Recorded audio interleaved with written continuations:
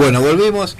Impresionante la reseña de Raúl de El corazón de las tinieblas. Hemos quedado totalmente estupefactos. Sí, nosotros tenemos, mire, si hay algo que tenemos que admirar es la posibilidad, o mejor dicho, la profundidad que le podemos dar a una lectura a través de lo que él nos cuenta. A mí, si hay algo que me gusta, es las reseñas bibliográficas que hace. De hecho, muchísimas cuestiones de lecturas que hemos traído, o mejor dicho, que yo me intereso, las hago a través de lo que charlo con él y lo que hablamos. O sea, eso, por suerte, ahora salió un segundo. Sí.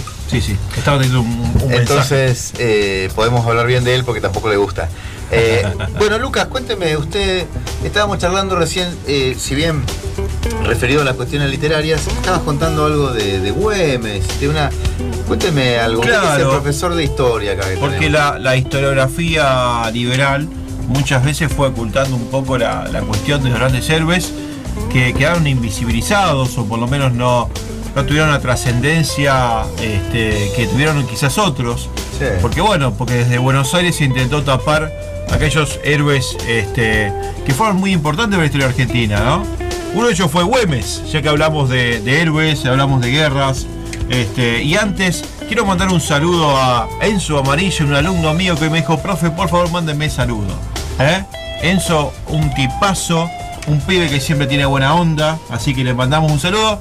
Y a todos los oyentes que todos los días nos dicen: vayan hablando sobre estos temas, está muy bueno la radio. La verdad que gracias a ustedes nosotros estamos acá.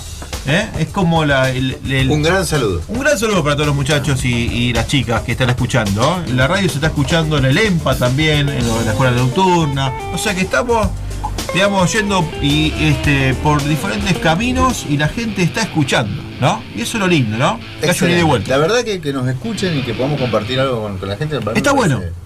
Sí. Está bueno. Luego de este momento cultural, quizás llegando a un nivel superlativo, luego de esta erudición impresionante del profesor Raúl Martínez, Sí, señor. ¿Cómo remontamos el barrilete después de todo muchas esto? gracias. ¿Cómo remontamos en esta tempestad? Y a mi amigo Ricardo Mollo. No lo siempre sentados en hombros de gigantes. Muy bueno. Siempre. Muy bueno. Es una cuestión muy simple y clara. De alguna manera, Coppola, cuando hace Apocalipsis Now, está leyendo de una manera increíble lo que es la literatura de Joseph Conrad. No es el único caso. Ridley Scott también lo hace de alguna manera con Alien, el octavo pasajero, donde trata una perspectiva distinta de lo que es el capitalismo llevado a sus últimas consecuencias sobre lo que es la vida humana, una especie de apropiación de ese tipo. Pero nosotros, como programa que intenta abarcar todos los aspectos, no solamente la literatura, queremos situar lo que es nuestra opinión sobre la guerra. Nuestra opinión concreta, simple, es que no nos gusta. Claro. No nos gusta la guerra en absoluto. La única guerra que justificamos y que nos parece pertinente es una guerra revolucionaria, donde una situación de tipo desleal, etcétera, va a ser subvertida. Que intenten cambiar o subvertir el orden, ¿no? Sí, yo creo que lo que coincidimos todos, lo único que justificamos como acciones violentas son las resistencias a la opresión. Por supuesto. Esa sería la síntesis, Manuel, de lo que es una guerra revolucionaria. Recordemos el miércoles pasado la semblanza de Lorca. Exacto, es decir, lo que nosotros justificamos, digamos, si uno desde la distancia, porque también, no nos gusta hablar de estas cuestiones como si fueran partidos de fútbol, nada. Sí tenemos una cuestión de que la resistencia a la opresión es necesario resistirla y nada más.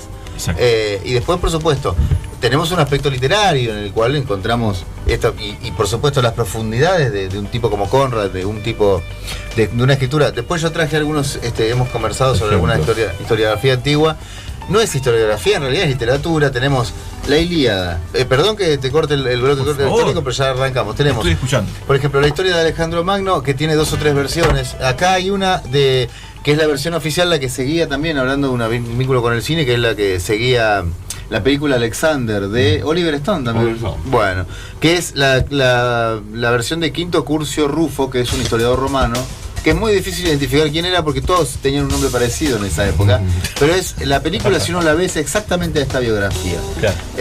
Sigue a pie juntillas. Después hay otro libro un poco más moderno, de los años 50, que es de Harold Lamb, un historiador que tiene una precisión. A mí me gustó mucho el libro, lo compré hace poco en un café literario. Un día me voy a tomar un café, decían café con venta de libros. Me pongo a revisar Alexander de Macedonia, adentro cáscara, y me lo compré por un módico precio.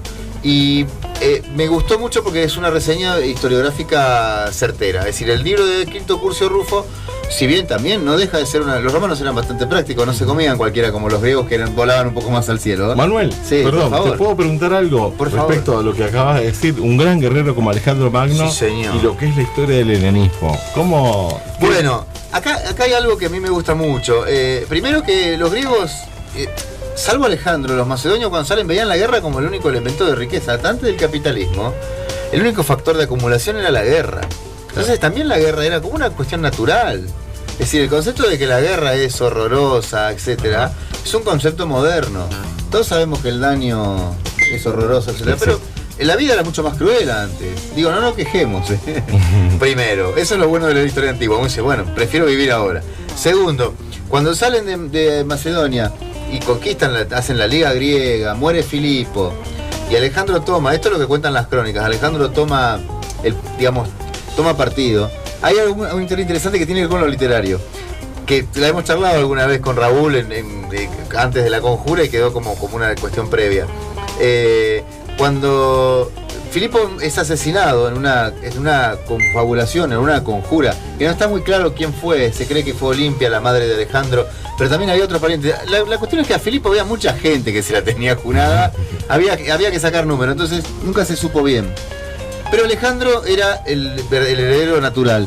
Y en Grecia, como Filipo tenía la liga griega y tenía controlada toda Grecia, menos Esparta, que Esparta siempre estuvo ahí, digamos, independiente. Así fueron unos libres pensadores los espartanos. Dijeron, nosotros no nos jodan. Con otra filosofía, ¿no? Exacto. Pero Filipo había tenido bajo su control político, era un muy buen político Filipo, además. El padre de Alejandro. Exacto. Cuando muere Filipo, ¿qué dicen los griegos? Ya está, murió el tirano, murió el dictador, porque todos estaban bajo la liga porque tenían miedo. El hijo es un idiota, el hijo es un débil, es un pusilánime. Entonces, ¿qué hace Alejandro? Tiene que tomar las riendas del asunto. Y los primeros que se rebelaron fueron los tebanos, que aparentemente los tebanos eran tipos muy bravos, porque participaban de la gens de los espartanos, eran dorios, eran tipos muy rudos, los dorios eran tipos muy rudos. Los jonios, que eran más bien de los atenienses, que eran aqueos también, eran tipos de una cultura superior. Pero los tebanos se rebelan. ¿Y qué hace Alejandro? Sitia a Tebas, les dice, muchachos, ríndanse, yo soy el que sigue a mi padre y esto va a seguir igual. No le hacen caso, se comportan de manera soberbia y ¿qué hace? Destruye Tebas. Claro. Que es una crónica de Alejandro muy grave porque él siempre tuvo la culpa de destruir Tebas. La destruyó, pero dejó a salvo la casa de Píndaro, que era un poeta. Por supuesto. Pero fíjense ustedes. Un detalle importante. Un detalle. Claro. Digo, ¿Qué cita? Claro, tiene que ver. Todo esto era para justificar. Píndaro, que era un poeta tebano, que además competía en los Juegos Olímpicos porque era uno de los. Las odas pindáricas se referían justamente a los ganadores de la Olimpiada. Exactamente. Exacto. Y los ganadores de la Olimpiada recibían una oda pindárica, digamos. Fíjense cómo está el arte también en la vida griega, cómo nos vamos a considerarnos de algún modo hijos de, ¿no? Hijos de. Pero Manuel, también Alejandro había recibido una formación intelectual muy fuerte. Claro, pero y eso también lo ayudó. Sí, señor. O porque quizás si él no hubiera tenido esa formación intelectual, y quizás hubiera desconocido todas estas cuestiones, ¿no? No, por supuesto. Además, esta historia de que deja la casa a salvo de Píndaro y de algunos familiares, destruye Tebas. Algo que Alejandro arrastró como culpa toda su vida. Toda su vida, pues fue una decisión que tuvo que tomar. Cuando pasan a Asia, lo dice, por eso me gusta el libro de Harold Land cuando cuenta, los filósofos y quienes hacían reflexiones griegos eran unos provincianos al lado de los asiáticos. ¿Sí? Cuando llegan a Persia y suben sobre todo adentro de Oriente, encuentran filósofos hindúes, filósofos indios, filósofos persas, zoroastrianos, etcétera, que tenían reflexiones pero que habían dado 10.000 vueltas ya sobre ciertos asuntos que los filósofos griegos recién estaban empezando a reflexionar. De ello, eso también absorbe. Y Alejandro es el único, dice, a mí me gusta esa crónica, es el único que se da cuenta que ya no es más posible la liga, ni el helenismo, sino que hay otro mundo posible, que es un el mundo... pan-helenismo. Exactamente, pero que es un mundo mucho más complejo. Muy complejo, muy ampliado. Y que dice, los provincianos macedónicos no lo entendían. No lo entendieron. Pero decían, bueno, ¿cuándo nos volvemos a casa? Ya robamos todo lo que tenemos, ya tenemos el botín, tenemos mujeres, tenemos esclavos, tenemos burros. podemos decir que Alejandro fue un idealista de alguna Absolutamente manera. no, de alguna manera no, fue un idealista puro. Hasta el puro, porque él intentó llevar la cultura griega con todos estos ideales, con toda esta cultura, pero muchos no lo entendieron porque solamente vieron la avaricia, el poder, y este hombre iba más allá de estas cuestiones. Absolutamente, es un idealismo puro. De hecho, los macedonios, que eran un ejército que técnicamente, bueno, hablando de la guerra también, lo que se cuenta en la literatura es de la formación espartana, que había sido la primera y la más sólida. La falange macedónica pasa a ser la superior dentro del orden militar. Dentro de la literatura militar se estudian mucho las batallas de Alejandro en Oriente. Iso y Gaugamela, que son las batallas más grandes que él rinde, contra un ejército absolutamente superior, pero que no tenía la cohesión que tenían los macedonios. Es decir, y como para cerrar esta historia, tenemos millones de cosas. Alejandro va a ser un personaje recurrente en esto, porque no es la faceta de la guerra, es la de menos de Alejandro. Cuentan las crónicas que toda la falange macedónica la desarrolla Filipo con sus máquinas de guerra. Filipo contrataba ingenieros para tener máquinas de guerra, de asedio, etcétera. A partir de copiarse a los tebanos. Los tebanos participaban de la misma naturaleza espartana. Y fue durante la hegemonía de Tebas que Filipo es secuestrado siendo un joven príncipe. Exacto. Y es secuestrado por Epaminondas, que era el general tebano que había logrado la revolución tebana y había logrado la hegemonía de Tebas dentro de la liga griega. Y aprende de él todo el arte de la guerra. Es decir, durante su estadía como rehén, como príncipe, ellos respetaban mucho, aprende toda la estructura bélica que los tebanos compartían con los espartanos. En ese momento Pelópidas y Epaminondas eran los generales que duraron unos 50 años en su hegemonía. Murieron ellos y desapareció la hegemonía de Tebas. Filipo la aprende de ellos. Y la falange macedónica, que era una formación determinada, la copia y mejora de los tebanos y espartanos, Filipo. Y después de la falange macedónica, en la historia queda la legión romana, que es el superador, digamos. Puedo decir que es toda una suerte de plagio continuo. Absolutamente. Parado sobre hombros de gigantes. Exactamente. Sentado sobre hombros de gigantes. Vamos al corte y después seguimos. Y por favor, quiero decir el ciclo de historia que te lo vamos a recibir. Nuestro especialista.